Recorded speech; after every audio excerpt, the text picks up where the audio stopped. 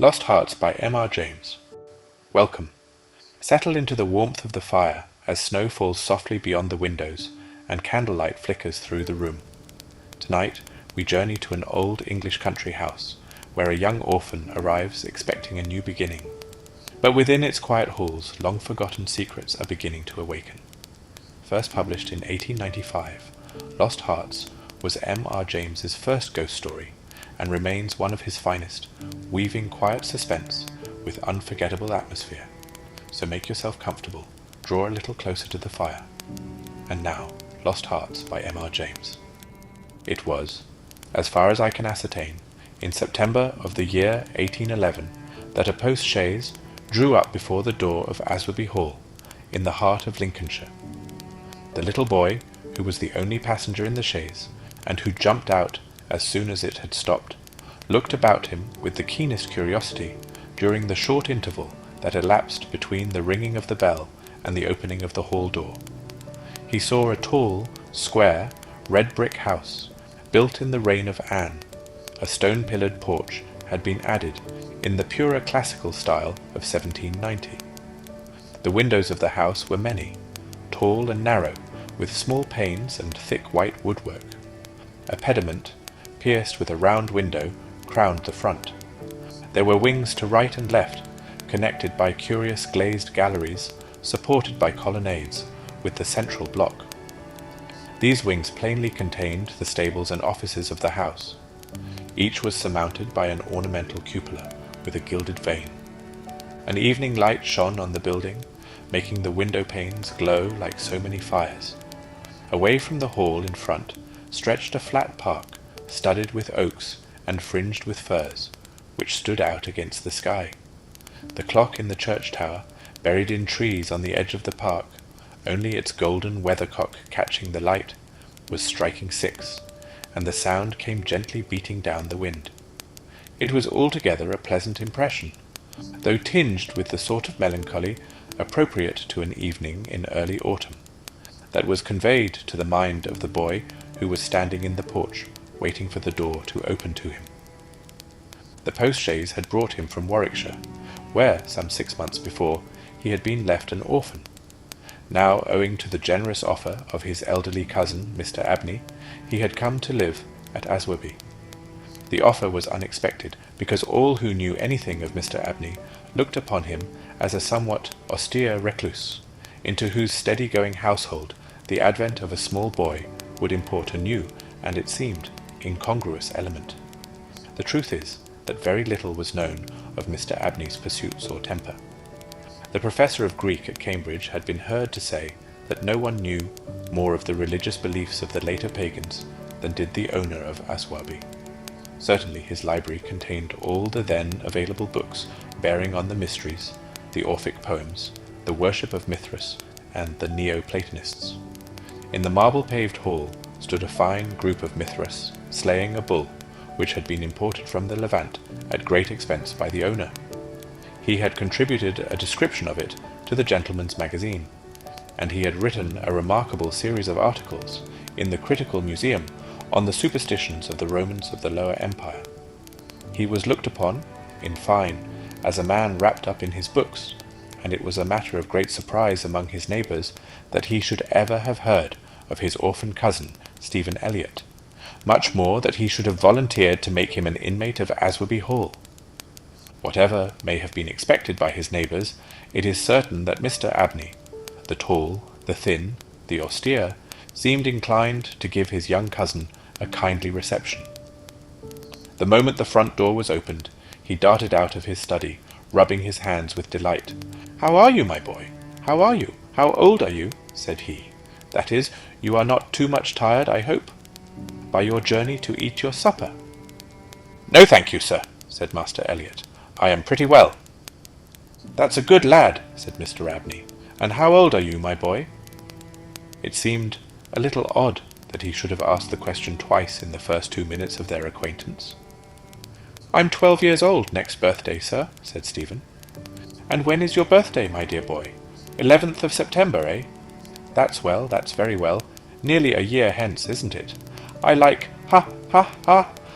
to get these things down in my book. Sure it's 12? Certain? Yes, quite sure, sir.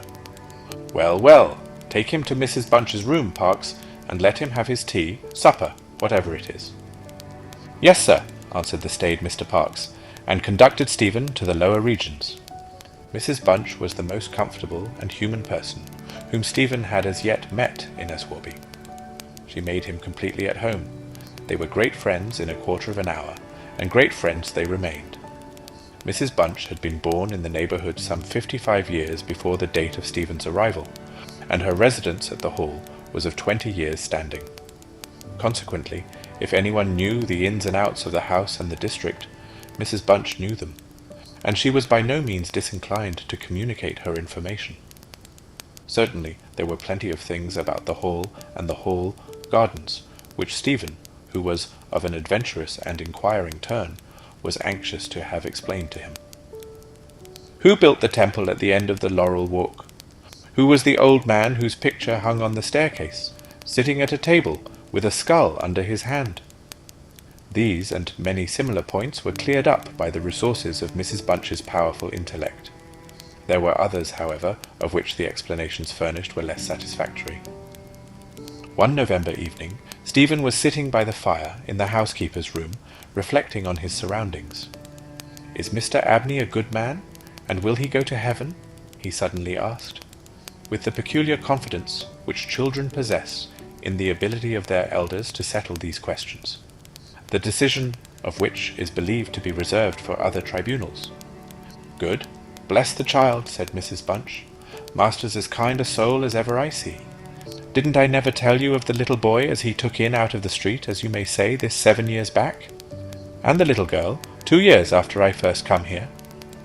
No, do tell me all about them, Mrs. Bunch, now, this minute." "Well," said Mrs. Bunch, "the little girl I don't seem to recollect so much about. I know master brought her back with him from his walk one day, and give orders to Mrs. Ellis, as was housekeeper then, as she should be, took every care with. And the poor child hadn't no one belonging to her, she telled me so, her own self, and here she lived with us, a matter of 3 weeks it might be, and then, whether she were something of a gipsy in her blood or what not, but one morning she out of her bed afore any of us had opened a eye, and neither track nor yet trace of her have I set eyes on since. Master was wonderful put about, and had all the ponds dragged, but it's my belief she was had away by them gipsies, for there was singing round the house for as much as an hour the night she went, and Parkes, he declare, as he heard them a-calling in the woods all that afternoon. Dear, dear, a hod child she was, so silent in her ways and all, but I was wonderful taken up with her, so domesticated she was, surprising." "And what about the little boy?" said Stephen. "Ah, that poor boy," sighed Mrs. Bunch. "He were a foreigner, Giovanni he called hisself, and he come a-tweaking his urdy-gurdy round, and about the drive one winter day, and master 'ad him in that minute, and asked all about where he came from, and how old he was, and how he made his way, and where was his relatives, and all as kind as heart could wish. But it went the same way with him. They're a hunruly lot, them foreign nations, I do suppose, and he was off one fine morning just the same as the girl. Why he went, and what he done was our question for as much as a year after, for he never took his urdy-gurdy, and there it lays on the shelf." The remainder of the evening was spent by Stephen in miscellaneous cross-examination of Mrs. Bunch, and in efforts to extract a tune from the hurdy-gurdy. That night he had a curious dream. At the end of the passage at the top of the house, in which his bedroom was situated, there was an old disused bathroom. It was kept locked, but the upper half of the door was glazed, and, since the muslin curtains which used to hang there had long been gone, you could look in and see the lead-lined bath affixed to the wall on the right hand, with its head towards the window. On the night of which I am speaking, Stephen Elliott found himself, as he thought, looking through the glazed door. The moon was shining through the window, and he was gazing at a figure which lay in the bath. His description of what he saw reminds me of what I once beheld myself in the famous vaults of St. Michan's Church in Dublin, which possess the horrid property of preserving corpses from decay for centuries. a figure inexpressibly thin and pathetic, of a dusty leaden colour, enveloped in a shroud-like garment, the thin lips crooked into a faint and dreadful smile, the hands pressed tightly over the region of the heart. As he looked upon it, a distant, almost inaudible moan seemed to issue from its lips, and the arms began to stir.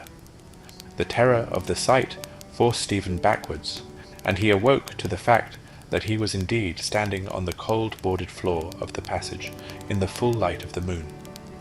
With a courage which I do not think can be common among boys of his age, he went to the door of the bathroom to ascertain if the figure of his dream were really there. It was not, and he went back to bed. Mrs. Bunch was much impressed next morning by his story, and went so far as to replace the muslin curtain over the glazed door of the bathroom. Mr. Abney, moreover, to whom he confided his experiences at breakfast, was greatly interested, and made notes of the matter in what he called his book. The spring equinox was approaching, as Mr. Abney frequently reminded his cousin, adding that this had been always considered by the ancients to be a critical time for the young, that Stephen would do well to take care of himself, and to shut his bedroom window at night, and that Censorinus had some valuable remarks on the subject. Two incidents that occurred about this time made an impression upon Stephen's mind. The first was after an unusually uneasy and oppressed night that he had passed, though he could not recall any particular dream that he had had. The following evening Mrs. Bunch was occupying herself in mending his nightgown. "Gracious me, Master Stephen," she broke forth rather irritably, "how do you manage to tear your night-dress all to flinders this way? Look here, sir, what trouble you do give to poor servants that have to darn and mend after you." There was indeed a most destructive and apparently wanton series of slits or scorings in the garment, which would undoubtedly require a skilful needle to make good. They were confined to the left side of the chest, long, parallel slits, about 6 inches in length, some of them not quite piercing the texture of the linen. Stephen could only express his entire ignorance of their origin. He was sure they were not there the night before. "But," he said, "Mrs. Bunch, they are just the same as the scratches on the outside of my bedroom door, and I'm sure I never had anything to do with making them." Mrs. Bunch gazed at him open-mouthed, then snatched up a candle, departed hastily from the room, and was heard making her way upstairs. In a few minutes she came down. "Well," she said, "Master Stephen, it's a funny thing to me how them marks and scratches can ha' come there. Too high up for any cat or dog to have made 'em, much less a rat. For all the world like a Chinaman's fingernails, as my uncle in the tea trade used to tell us of when we was girls together. I wouldn't say nothing to master, not if I was you, Master Stephen, my dear, and just turn the key of the door when you go to your bed." "I always do, Mrs. Bunch, as soon as I've said my prayers." "Ah, that's a good child. Always say your prayers, and then no one can't hurt you." Herewith Mrs. Bunch addressed herself to mending the injured nightgown, with intervals of meditation, until bedtime. This was on a Friday night in March, 1812. On the following evening, the usual duet of Stephen and Mrs. Bunch was augmented by the sudden arrival of Mr. Parkes, the butler, who, as a rule, kept himself rather to himself in his own pantry. He did not see that Stephen was there. He was, moreover, flustered, and less slow of speech than was his wont. "Master may get up his own wine, if he likes, of an evening," was his first remark. "Either I do it in the daytime or not at all, Mrs. Bunch. I don't know what it may be. Very like it's the rats, or the wind got into the cellars. But I'm not so young as I was, and I can't go through with it as I have done." "Well, Mr. Parkes, you know it is a surprising place for the rats, is the hall." "I'm not denying that, Mrs. Bunch, and to be sure many a time I've heard the tale from the men in the shipyards about the rat that could speak. I never laid no confidence in that before. But tonight, if I'd demeaned myself to lay my ear to the door of the further bin, I could pretty much have heard what they was saying." "Oh there, Mr. Parkes, I've no patience with your fancies. Rats talking in the wine-cellar indeed?" "Well, Mrs. Bunch, I've no wish to argue with you. All I say is, if you choose to go to the far bin, and lay your ear to the door, You may prove my words this minute." "What nonsense you do talk, Mr. Parkes! Not fit for children to listen to! Why, you'll be frightening Master Stephen there out of his wits." "What, Master Stephen?" said Parkes, awaking to the consciousness of the boy's presence. "Master Stephen knows well enough when I'm a-playing a joke with you, Mrs. Bunch." In fact, Master Stephen knew much too well to suppose that Mr. Parkes had in the first instance intended a joke. He was interested, not altogether pleasantly, in the situation, but all his questions were unsuccessful in inducing the butler to give any more detailed account of his experiences in the wine cellar. We have now arrived at March 24th, 1812. It was a day of curious experiences for Stephen, a windy, noisy day, which filled the house and the gardens with a restless impression. As Stephen stood by the fence of the grounds and looked out into the park, he felt as if an endless procession of unseen people were sweeping past him on the wind, borne on resistlessly and aimlessly, vainly striving to stop themselves, to catch at something that might arrest their flight and bring them once again into contact with the living world of which they had formed a part. After luncheon that day, Mr. Abney said, "Stephen, my boy, do you think you could manage to come to me tonight as late as 11 o'clock in my study? I shall be busy until that time, and I wish to show you something connected with your future life, which it is most important that you should know. You are not to mention this matter to Mrs. Bunch, nor to anyone else in the house, and you had better go to your room at the usual time." Here was a new excitement added to life. Stephen eagerly grasped at the opportunity of sitting up till 11 o'clock. He looked in at the library door on his way upstairs that evening, and saw a brazier, which he had often noticed in the corner of the room, moved out before the fire. An old silver-gilt cup stood on the table, filled with red wine, and some written sheets of paper lay near it. Mr. Abney was sprinkling some incense on the brazier from a round silver box as Stephen passed, but did not seem to notice his step. The wind had fallen, and there was a still night and a full moon.